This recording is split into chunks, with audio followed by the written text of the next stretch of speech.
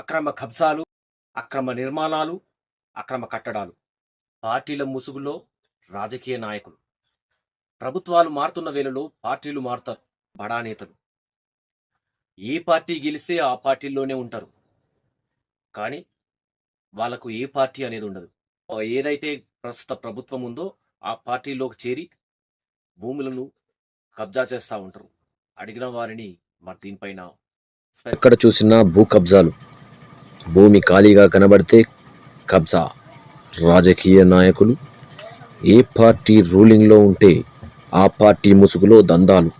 ఈ విధంగా విలువైన భూముల్ని కొల్లగొడుతున్నారు. ప్రభుత్వం ఏమో రోడ్లు వెడల్పు చేస్తాం, ఊరిని సుందరంగా ఆకర్షణీయంగా తయారు చేస్తామని ఎన్నో ఏండ్లుగా ఉంటున్న వ్యాపారుల ఇండ్లను, దుకాణాల్ని ధ్వంసం చేస్తున్నారు. అందులో పురాతనమైన ఇండ్లు ఉన్నాయి.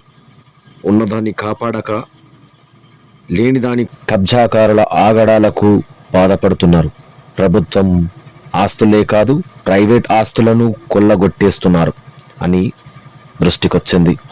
దీనిపైన ప్రభుత్వ అధికారులు స్పందించాలని ప్రజలు కోరుతున్నారు.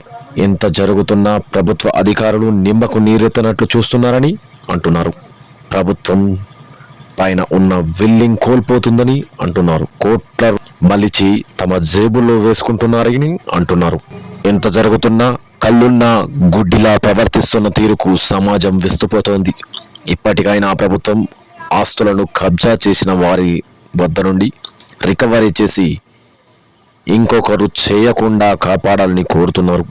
ఇందులో బడా నాయకుల హస్తంతో ప్రభుత్వ ఆస్తులు ఆ అక్రమ కబ్జాలకు అంతం నియోజకవర్గ వ్యాప్తంగానా అని అంటే ఇది నియోజకవర్గ వ్యాప్తంగా కూడా ఉంది. ఇక స్టోరీలోకి పోతే ఇది బాపురెడ్డి అనే వ్యక్తి కబ్జాలో ఉన్నది.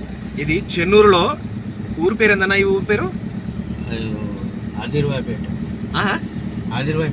ఆదిల్వాయిపేట్. ఇదంతా కబ్జాలో ఉన్నది. కబ్జా 1 ఎకరం 2 ఎకరాలు అంటే ఏమో అనుకోవచ్చు. అడవి మొత్తం ఈయన హస్తగతంలోనే ఉన్నది, మొత్తం ఈయన చేతుల్లోనే ఉన్నది.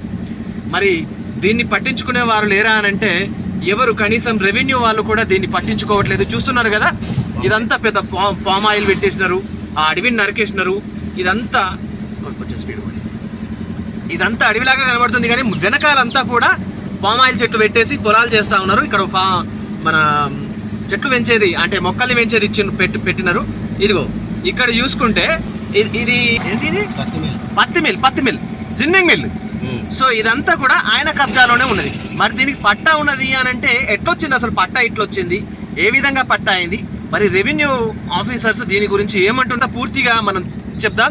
చూస్తూ ఉండండి అన్న. మొత్తం ఇది ఎన్ని ఎకరాలు? మొత్తం 11 ఎకరాలు.